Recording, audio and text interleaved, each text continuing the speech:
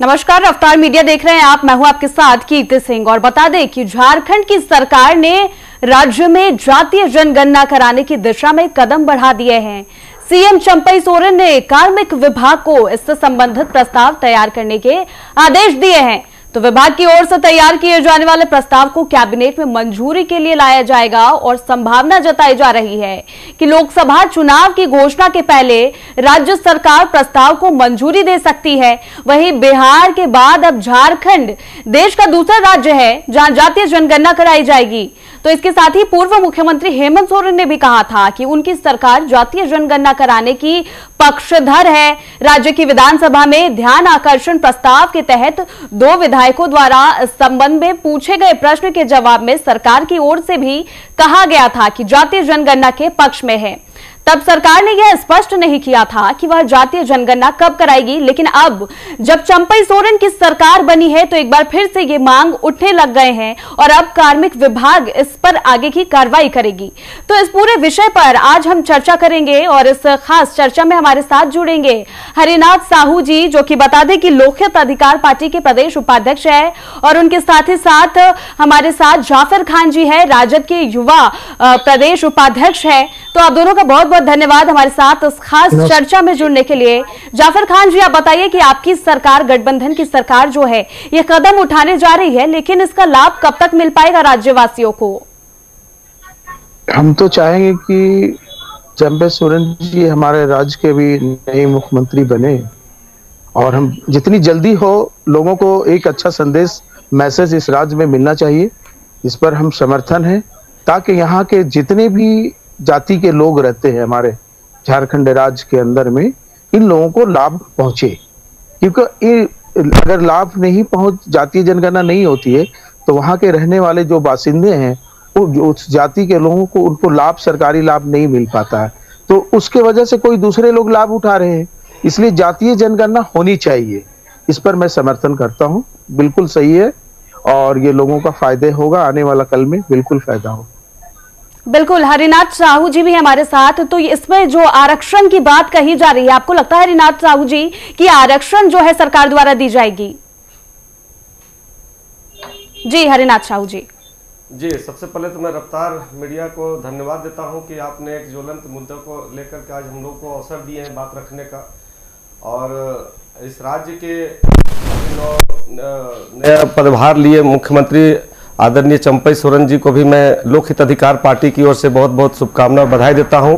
और जो इन्होंने ये साहसिक कदम उठाया है, निश्चित रूप से मैं शुरू से भी लोकहित अधिकार पार्टी का बुनियाद से ही हम लोग का मैनिफेस्टो में है जाति जनगणना, और आज ये समय की मांग है।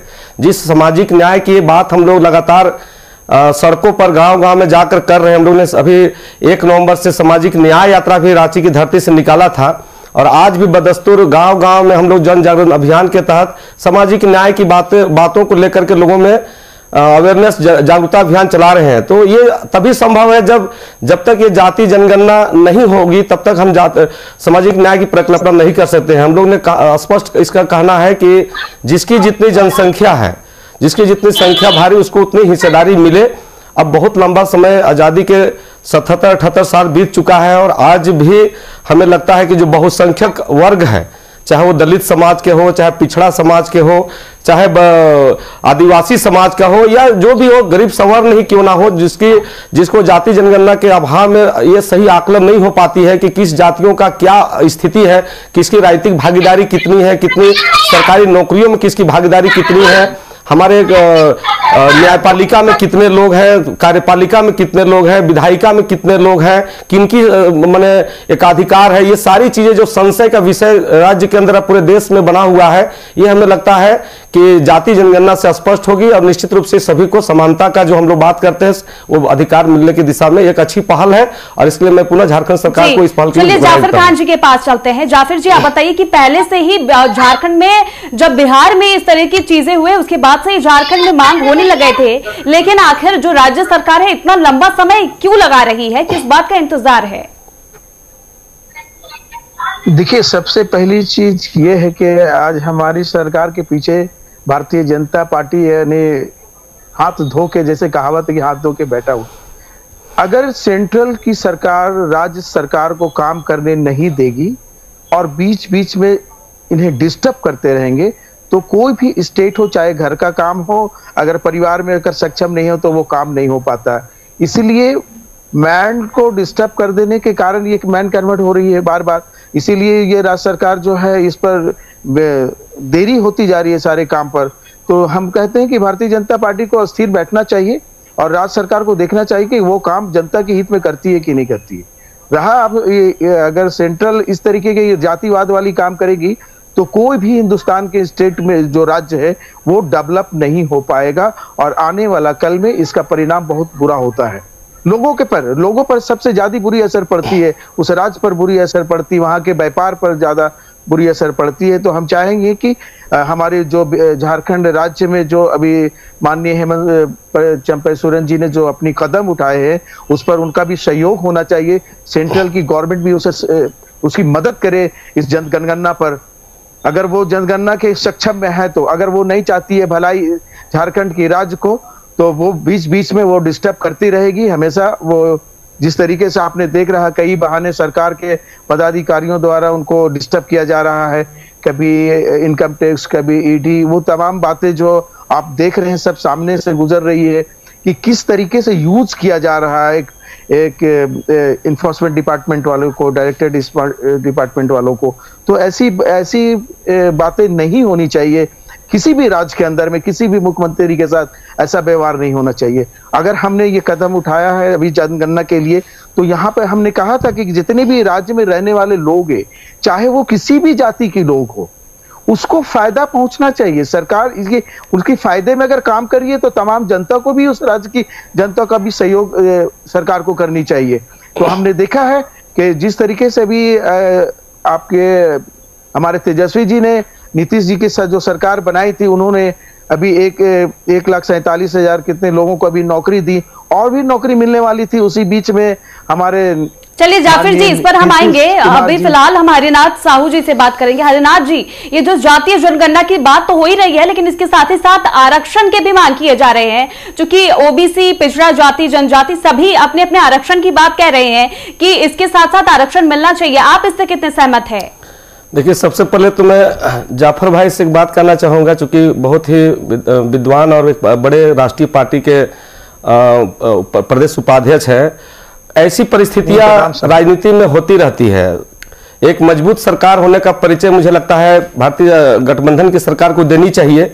और बिल्कुल आपने सही कहा कि ये कदम पहले ही उठ जाना चाहिए। जब अब चुनाव नजदीक आ गई तो लोगों में कहीं न कहीं संशय का विषय बना हुआ सरकार के इस निर्णय पर भी कि 2024 का चुनाव अब दहलीज पर खड़ी है और इस तरह की लुक लुभावन जी घोषणाएं हैं। मुझे अभी भी मैं हमारे काबिल आरजेडी के हमारे भाई जाफर जी से कहेंगे कि आप अपने पार्टी के शीर्ष नेतृत्व पर, इस पर हमको लगता है कि जिनकी आप दुहाई दे रहे हैं भारतीय जनता पार्टी का, इनका शुरू से ही टेंडेंसी रहा इनकी क्या बात करना। ये तो भाई मनुवादी विचारधारा के हैं। ये कभी नहीं चाहते हैं कि यहाँ का दलितों को, यहाँ के बहुसंख्यक पिछड़ों को, आदिवासियों को हक अधिकार मिले, उसको हिस्सेदारी मिले। तो उनकी बातों पर अगर हम आएंगे, उनके ईडी का जांच या तरह तरह की जो बाधित करने की बात है, वो उनका एक रणनीति का हिस्सा होता है राजनीति में। हमें लगता है कि आज चंपई सोरेन जी अभी चंद महीना भर भी नहीं हुआ है उनका शपथ ग्रहण का, और जिस तरह से उन्होंने निर्णय लिया एक मुख्यमंत्री का, हमें लगता है कि जी, आप मुख्यमंत्री की बात करें या गठबंधन सरकार की बात करें, जन लोकहित अधिकार पार्टी आपका भी नाम है, आपकी पार्टी का, आपकी पार्टी झारखंड के लोकहित के लिए क्या कर रही है, जनता के लोकहित के लिए क्या करेगी? देखिए, सबसे पहले तो मेरी पार्टी अभी नई पार्टी है, 1 साल पहले इसका लगभग गठन हुआ और अभी 11 दिसंबर 2023 को इसका राष्ट्रीय पार्टी के रूप में निबंधन भी हम लोगों को मिल चुका है। हमारी पार्टी की बुनियाद सामाजिक न्याय के तर्ज पर हुई है और इसका सबसे पहला जो कदम होगा, आरक्षण और जनगणना को लेकर जी आरक्षण परिवार हूं मैडम, चूंकि पार्टी की बात हुई तो इसलिए मैं बता रहा हूं। आरक्षण तभी ये डिक्लेयर होगा जब तक जाति जनगणना नहीं हो जाती है, तब तक हमें आरक्षण की बात करना। आरक्षण तो आज देखा जाए तो पिछड़ों की आबादी 54% है इस राज्य के अंदर में, और उसके बाद भी उसको 14% में लाके सिमट दिया गया झारखंड जब से अलग हुआ है। पिछड़ों की आबादी के अनुरूप इस राज्य और देश की आजादी में क्या भूमिका है किसी से छिपा हुआ नहीं है। बावजूद भी भेदभाव शुरू से ही रहा है, चाहे वो सेंट्रल में किसी का भी सरकार है, भारतीय जनता पार्टी का रहो चाहे कांग्रेस पार्टी का रहे हो। लेकिन मैं इस बात से स्पष्ट कहता हूं कि आरक्षण बिल्कुल एक हम लोगों का रक्षा कवच है और जिस तरह से वर्तमान की केंद्र सरकार भारतीय जनता पार्टी आरक्षण हरिनाथ जी, आपको ये नहीं लगता है कि फिलहाल जो झारखंड में है काफी पीछे चल रहा है? कब से ही 27% आरक्षण देने की मांग की जा रही है, आखिर झारखंड सरकार पीछे क्यों है? क्या ये नहीं लग रहा है एक राजनीतिक साजिश है? मैं कह सकता हूं कि जब एकीकृत बिहार में हमें 27% आरक्षण मिल रहा था और जैसे झारखंड अलग हुआ, हमारे आरक्षण बढ़ाने के बजाय उसे कम कर दिया गया। इसीलिए मैं इस बात का पक्षधर हूं, हमारी पार्टी की जाति जनगणना हो जाएगी तो यह स्पष्ट हो जाएगी जिस तरह का संवैधानिक अधिकार है, समता का अधिकार, आरक्षण जिस रोस्टर के अंदर हमारे माननीय सुप्रीम कोर्ट के आदेशानुसार जो करना है वो इक्वलिटी होना चाहिए। जिसकी जनसंख्या जितनी है उसको उतनी आरक्षण भी मिले, उसको भागीदारी भी मिले। और हम लोग एक बात और स्पष्ट करना चाहते हैं कि जी भ्रष्टाचार का जो आज पूरा देश के अंदर में विषय बना हुआ है वो है निःशुल्क शिक्षा। शिक्षा के क्षेत्र में जिस तरह से आप देख सकते हैं कि लगभग 10-12 वर्षों में जो केंद्र की सरकार, नरेंद्र मोदी जी के सरकार में लगभग 1.25 लाख सरकारी विद्यालय को बंद करा दिया गया है और एक तरफ निजी विद्यालय को मनमानी करने की, लूट की छूट दे रखे हैं। तो एक प्रकार से मैं कह सकता हूं कि आज किसके बच्चे सरकारी विद्यालय में पढ़ते हैं? दलित के बच्चे पढ़ते हैं, आदिवासी के बच्चे पढ़ते हैं, गरीब पिछड़े के बच्चे पढ़ते हैं और आज सवर्ण के भी बच्चे पढ़ते हैं। लेकिन एक प्रकार से गरीबों के साथ एक समझिए तो एक साजिश है, एक रणनीतिक तौर पर इसको राजनीतिक तौर पर पीछे धकेलने का कार्य जो देश के अंदर में चल रही है, इसके खिलाफ हमारी पार्टी मुखर होकर लड़ रही है। कि अगर हमारी लोकहित अधिकार पार्टी का साफ कहना है कि देश के अंदर में सभी स्तर का निःशुल्क शिक्षा और चिकित्सा व्यवस्था, समान व्यवस्था निःशुल्क हो जाए। जाफर जी के पास चलते हैं। जाफर जी, आप बताइए, आरक्षण की भी मांग उठ रही है, जातीय जनगणना के साथ साथ आरक्षण देने की बात कही जा रही है। आपकी पार्टी आरक्षण कैसे देगी? जो 14% आरक्षण है उससे 27% की बात कर रहे हैं। बिल्कुल सही बात है मैडम, जिसकी जितनी अधिकार जिस राज्य में होती है उसको उतना मिलना चाहिए। बिल्कुल। और हम पूरी प्रयास तो आखिर आपकी पार्टी इतना समय क्यों लगा रही है? 4 साल से ज्यादा हो गए आपके गठबंधन की सरकार बने। देखिए मैडम, ऐसी है कि कोई भी पेड़ आप लगाएंगे, वृक्ष लगाएंगे तो उसको समय लगता है पनपने में, बड़े होने में, फल देने में। उसी तरीके से सरकार भी है, आहिस्ता आहिस्ता वो काम कर रही है। और मान लीजिए 3.5 करोड़ जनता को एक बार एक संदेश को दे देना, हम टेबल में बैठे, बहुत बड़ी जिम्मेदारी हमारे ऊपर में है और हमें कोई भी काम सूझबूझ कर करना चाहिए। आपने देखा मेरे बड़े भाई ने भी कहा था कि आरक्षण मिलनी चाहिए, बिल्कुल मिलनी चाहिए। जिस राज्य में जितने जाति के लोग हैं और जो नीचे तबके के लोग हैं जिनको आरक्षण में सम्मिलित किया गया है, जोड़ा गया है, वैसे लोगों को हम आरक्षण देने का अधिकार पूरा देंगे और पूरा 100% उनको अधिकार देंगे। आखिर विपक्षी तो ये कह रहे हैं कि ये आपका एक चुनावी स्टंट है, लोकसभा चुनाव से पहले आप ये कर रहे हैं, उसके बाद विधानसभा चुनाव आएगी तो इन तमाम चुनावों को नजर में रख के आपकी सरकार कर रही है। मैडम, सबसे पहली बात ये हमारी और आपकी सोच है। हमें जनता को किस समय कब फायदा पहुंचाना चाहिए ये प्रयास कभी भी हो सकता है, इसमें ऐसी बात नहीं है। मैं भारतीय जनता पार्टी का नकल नहीं करता हूं, मैं राज्य का नकल करता हूं, गरीबों का नकल करता हूं कि उसको कैसे पानी दे, उसको खाना दे, उसको कैसे कपड़ा दे, उसको घर कैसे मकान दे। अगर समय नहीं है और उस समय के बीच में जातीय जनगणना की बात उठी है तो इसमें क्या बोलते हैं, इलेक्शन से जोड़ा नहीं जा सकता, उसको वोट बैंकिंग से नहीं जोड़ा जा सकता। मैं नरेंद्र मोदी नहीं हूं, मैं देश का प्रधानमंत्री वो नहीं हूं कि आपने श्री राम मंदिर को जो है अभी इलेक्शन का टाइम में अपना वोट बैंक बना लिया, मंदिर को भाई उद्घाटन। चलिए आपके पास आएंगे, हरिनाथ जी के पास चलता है। हरिनाथ जी, आप बताइए कि लोकसभा चुनाव आने वाले हैं और कहीं ना कहीं आप भी भावी प्रत्याशी है लोकसभा चुनाव को लेकर, तो ऐसे में जो राज्य सरकार है वो इस चुनाव को ध्यान में रखकर, लोकसभा विधानसभा को चुनाव में ध्यान रखकर ऐसी चीजें ला रही है या सच में राज्य की जनता के लिए काम कर रही है? देखिए, सबसे पहले मैं हमारे मित्र जाफर जी से कहना चाहेंगे कि हम लोग सभी झारखंडी हैं और इस झारखंड का बेटा है और हमारा राजनीति का एक उद्देश्य तय होना चाहिए। हम सिर्फ राजनीति करते रहे और जनता को धोखा देते रहे, उसके आंख में धूल झोंकते रहे, ये कतई हमें स्वीकार नहीं है। हमें लगता है कि आज अपना अकाउंटेबिलिटी पार्टियों को भी और यहाँ के पार्टियों में जो काम कर रहे जनता नेता है उसको भी तय करना चाहिए। आज निश्चित रूप से ये कोई पहली बार हेमंत सोरेन के गठबंधन की सरकार नहीं बनी है, इससे पहले भी राज्य के अंदर में उनके मुख्यमंत्री रहे हैं, शिबू सोरेन जी रहे हैं और हेमंत जी भी रहे हैं और गठबंधन में सरकार चली है। लेकिन जब विषय आप ठीक है, आप कह रहे हैं कि हमारी राजनीतिक मजबूरियां थी और हम राजनीतिक मजबूरियों के कारण से अभी हम इस बातों को लेकर के आए हैं, लेकिन ये विषय की मांग लंबे समय से चल रहा है। जब झारखंड अलग हुई थी उस समय से और लगातार सड़कों पर हमारे ओबीसी मोर्चा के लोग, हमारे हर तबके के लोग सड़कों पर इसके मुखर होकर के मांग कर रहे हैं हर प्रकार से। तब चुप्पी साधे रहे, आज हेमंत सोरेन भी इस पर चुप्पी साधे रहे, आज चंपई सोरेन, अब दहलीज पर चुनाव है 1 महीने पहले। देखिए, ईश्वर करे आपकी बातें सच हो, मैं तो इसके लिए बधाई भी दे दिया हूं। बिहार सरकार में भी जब जाति जनगणना हुआ तो मैं वहां पर भी उनको बधाई दिया, हमारी पार्टी। लेकिन मैं कहता हूं कि इसमें पूरी ईमानदारी या पारदर्शिता होनी चाहिए। अगर आपका नियत नीति के साथ जुड़ जाए और यदि अगर आप चाहते हैं तो ये समय की मांग है। निश्चित रूप से हमें लगता है कि अपना नफा नुकसान को नहीं देखते हुए अगर सत्ता का लुलुकता बना हुआ रहेगा पार्टी के नेताओं को तो कभी भी जनता को न्याय नहीं मिल पाएगी। सत्ता आते रहेगा, जाते रहेगा, लेकिन जनता का मुद्दा ज्यों का त्यों खड़ा हुआ है। ये बता दीजिए कि ये चुनाव से पहले जो चीजें की जा रही है, तो ये लग रहा है कि चुनाव को मद्देनजर रख के लोग जो बातें कह रहे हैं वो होगी या फिर सच में जनता के लिए होगी? देखिए, ये बात मैं क्या कहूंगा, अभी तो जनता के बीच हम लोग जा रहे हैं, गांव गांव में लोग यही कह रहे हैं कि भाई अभी तरह तरह की लुक लुभावने चीज, ऐसी ऐसी चीजें घोषणा, चाहे सत्ता पक्ष हो चाहे विपक्ष हो, कई तरह की बातें आ रही है।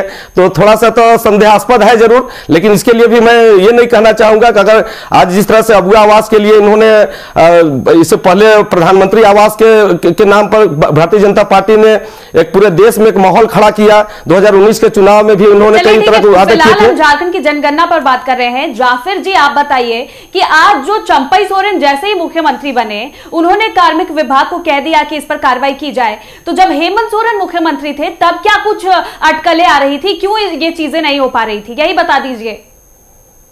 कुछ तो बातें होगी, क्या बातें होंगी वही आप बताइए, क्योंकि आपकी गठबंधन की है तो क्या बातें थी, सबको जानने का अधिकार है। मेरी गठबंधन की, बिल्कुल आपकी बात सही है कि मेरी सरकार गठबंधन वाली है, लेकिन जहां तक कुछ मजबूरियां रही होगी जिसके वजह से ये काम नहीं हो पा रहा था। लेकिन चंपई सोरेन जी को मानने लगा कि जनता के हित में काम होनी चाहिए, तो उन्होंने अपना काम को अपना स्टैंड लिया। और इसमें काम लेने वाली बात थी कि कुछ बाधाएं थी, हो सकता है कि भारतीय जनता पार्टी के दबाव से माननीय हेमंत सोरेन जी काम नहीं कर रहे थे, ये भी हो सकती है। लेकिन तो क्यों अभी चंपई सोरेन पे वो दबाव नहीं बनाया जा रहा है? मतलब आप साफ कह रहे हैं कि हेमंत सोरेन पे दबाव था, चंपई सोरेन पे दबाव नहीं है। देखिए, चंपई सोरेन जी एक जनहित वाली मंत्री है, ये जनता के बारे में सोचती है। इन्होंने गरीबी देखी है और उस गरीबी से जहां से ये पनपे हैं, जहां से निकले हैं, इन्होंने कभी ख्वाब में भी नहीं सोची थी। तो वो तो हेमंत सोरेन भी जब मुख्यमंत्री थे तो यही कहते थे कि आदिवासी है, गरीब परिवार से आए हैं। हाँ हाँ, बिल्कुल सही बात है। आप भी देख रहे हैं मैडम, मैं भी देख रहा हूँ। गरीब परिवार से एक बड़ा उजाला होता है कि जब कहीं किसी अंधेरे में एक रोशनी जलती है तो वहाँ के तमाम तो बात तो ये है ना जाफिर जी, आपकी सरकार जो अभी फैसले ले रही है, तब 4 साल हो चुके हैं इस सरकार को बने हुए, पहले ये फैसले क्यों नहीं लिए गए? बात तो यही है। हमने कहा था कि कोई तो मजबूरियां रही होगी जिसके वजह से वो इस चलिए हरिनाथ जी से जानते हैं, क्या लगता है हरिनाथ जी, आपको क्या लगता है कौन सी मजबूरियां रही होगी कि हेमंत सोरेन अपनी सरकार में नहीं कर पाए और चंपई सोरेन को आए हुए कुछ ही दिन हो गए और उन्होंने जो है एक्शन लेते हुए वो नजर आ रहे हैं? देखिए, सबसे पहले तो ये बड़ा हास्यास्पद है मैडम कि हमारे मित्र कह रहे हैं कि दबाव और मजबूरियां। आज एक आंदोलनकारी का बेटा इस देश का मुख्यमंत्री बनते हैं और जो भ्रष्टाचार के मुद्दों पर जांच ईडी के पूछताछ में जेल तक जाने को तैयार होते हैं, लेकिन समर्पण नहीं करते। एक तरफ तो दिखाते हैं कि हम लीडर हैं, निर्भीक हैं, हमें सत्ता का परवाह नहीं है, हम जन मुद्दों के लिए खड़ा रहते हैं, और दूसरी तरफ आप बार बार ये बात हमारे मित्र कह रहे हैं कि मजबूरियों में, दबाव में, कुछ ऐसी में। तो मुझे लगता है कि ऐसी कमजोर मानसिकता के लोगों को तो देश की मुख्यमंत्री बनना ही नहीं चाहिए, जहां पर हमें हमेशा डर हो विपक्ष का कि हमें पता नहीं जेल भेज देगा, कि हमारा संपत्ति की जांच करा दे। हम गलत करते ही क्यों हैं? जब अगर हम एक ईमानदार व्यक्ति होते हैं, जब हमको जांच का डर नहीं होती है, जब हमको किसी ईडी सीआईडी या विपक्ष का डर नहीं, तभी तो हम खुल के जनता का काम कर पाएंगे, तभी तो हम निर्णय ले पाएंगे। सारी निर्णय आधार पर लटका हुआ है। अभी आनंद फानंद में कई तरह की चीजें हो रही है। निश्चित रूप से यह संदेहास्पद है। अभी जनता लोग इस पर कैसे विश्वास कर ले? अब अभी 1 महीना बाद, अभी हो सकता है कि 15 दिन बाद अभी आचार संहिता लागू हो जाएगा, तो अब अगली सरकार आने का एक तरह से देखा जाए तो एक आश्वासन का झड़ी लगाया जा रहा है। बावजूद भी हम लोग स्पष्ट इस अब होना नहीं होना ये सरकार की जिम्मेदारी है। एक विपक्ष में होने के नाते हमारी लोकहित अधिकार पार्टी का स्पष्ट घोषणा पत्र में हम लोग तो बकायदा 2024 का कैलेंडर में भी हम लोग घर घर पहुंचा दिए हैं अपनी अपना मैनिफेस्टो को, कि हमारा स्पष्ट कहना है कि देश स्तरीय जात जनगणना अविलंब कराई जाए और ये समय की मांग है। और साथ में हम लोग समान व्यवस्था के तहत निःशुल्क शिक्षा, निःशुल्क चिकित्सा लागू करके सभी के बच्चों को निःशुल्क पढ़ाई कराना, हायर एजुकेशन तक। और साथ में हम लोग जो भी मैनिफेस्टो हम लोग कहे, चाहे वो संविधान की पढ़ाई कराने की बात कहे हो, चाहे वोटर पेंशन योजना लागू करने की बात हो, तो हम लोग ने जनता के बीच पूरी ईमानदारी से अपने घोषणा पत्र लिख कर लोगों दे रहे हैं। और हम, मुझे लगता है कि अब हमें इन स्वार्थ से उठ करके सभी दलों के जो कार्य करने वाले नेता हैं, जो बाहरी तत्व है, जो इस राज्य को लूटने के लिए आए हैं, तो उनकी बात, उनकी डर से नहीं आकर के हमें खुल के काम करने की जरूरत है। आप बताइए, आपसे सवाल है कि आखिर अब जनगणना की बात तो कर दी गई है, कार्मिक विभाग को जिम्मेदारी भी दे दी है, है चंपई सोरेन के द्वारा दे दी गई है, लेकिन डेट बता दीजिए कब से जनगणना शुरू होगी, कब से इस पर काम जो प्रक्रिया है वो शुरू की जाएगी, क्या चुनाव से पहले या चुनाव के बाद? मैडम ऐसी है कि अभी तक क्या बोलते हैं डेट निर्धारित नहीं हुई है और ये कुछ दिनों में मीटिंग होने वाली है, इसके बारे में जानकारी भी आपको मिल जाएगी और ये मीटिंग जैसे होगी आपको भी मैसेज मिल जाएगी। तमाम मीडिया वाले हमारे एक शरीर के एक अंग है, एक हमारे देश राज्य के एक अंग माने जाते हैं, तो उन्हें भी मैसेज हम देंगे और बहुत जल्द गुड मैसेज आप लोगों को मिलेगा। और इस राज्य की जनता को भलाई के काम पर हम लोग जुटे हुए हैं और आने वाला समय में जो 5 साल में हम लोग काम नहीं किए हैं वो 5 महीने के अंदर में करके दिखलाएंगे, ये हम वादा करते हैं। चलिए देखते हैं, क्योंकि आपकी सरकार बार बार यही वादे करती है, आपकी सरकार ने कई वादे किए हैं जो अभी तक पूरे नहीं हो पाए हैं, इस बार भी देख लेते हैं ये वादा कितना पूरा होगा। क्या हरिनाथ साहू जी आप जो हंस रहे हैं, क्या आपको क्या लगता है कि सरकार अपने वादे पूरा करेगी? मुझे लगता है मैडम कि चाहे वो व्यक्ति की बात किया जाए चाहे राजनीतिक पार्टियों की बात किया जाए, तो मुझे लगता है कि जो जितना ज्यादा माहिर है चीजों को मैंने झूठ कहिए पैतराबाजी कहिए, हमें लगता है इन सब चीजों से बाहर निकल करके मुझे जन मुद्दों के साथ जनहित के लिए, समाज और राज्य हित के लिए सभी को समता का अधिकार मिले, सभी लोगों को समान अवसर मिले, इसके लिए जाति जनगणना कम से कम जो विषय अभी आया है, मुझे लगता है इसी पूरी ईमानदारी से राजनीतिक करण ना करते हुए पूरी ईमानदारी से, चूंकि देखिए सरकारें आती जाती रही, मैं पहले भी कह चुका हूं, आज कोई है कल कोई और आएगा, लेकिन मुझे लगता है कि ये जो पार्टी झारखंड पार्टी के जो नेता है, इससे पहले भारतीय जनता पार्टी, उससे तो उम्मीद ही नहीं किया जा सकता, चूंकि तो साफ स्पष्ट उनका जाति जनगणना और इक्वलिटी का विरोधी का पार्टी रहे हैं, उस पर हम क्या उम्मीद कर सकते हैं। लेकिन आज अगर मान के चलिए कि जिस तरह से झारखंड का पार्टी आज हेमंत सोरेन और गठबंधन की सरकारें जो इनके साथ है, अगर आज के समय में भी अगर लोगों को न्याय नहीं मिल पाया, झारखंड के लोगों के लिए जाति जन नहीं हो पाया, तो मुझे लगता है कि ये बहुत बड़ा दुर्भाग्य होगा इस राज्य के लिए, यहाँ के बहुसंख्यकों के लिए, मूल निवासियों के लिए। कह रहे हैं आप, और फिलहाल जो है इस चर्चा को यहीं पर रोकते हैं। हमारे साथ इस चर्चा में जुड़ने के लिए आप दोनों ही मेहमानों का बहुत बहुत धन्यवाद। और ये जो मुद्दा है, सच में चंपई सोरेन ने सरकार बनाते ही जो उन्होंने बड़ा दांव खेला है और अब जाति जनगणना के आरक्षण सीमा बढ़ाने पर भी जोर दी जा रही है, उन्होंने कार्मिक विभाग को इसकी जिम्मेदारी भी सौंपी है। तो ऐसे में देखना होगा, जो विपक्षी लगातार कह रहे हैं कि चुनाव से पहले जो ये दाव है, ये देखना होगा कितना काम आ पाता है और इससे जनता को कितना लाभ मिल पाती है। ऐसी तमाम चर्चाओं के लिए बने रहे रफ्तार मीडिया के साथ। नमस्कार।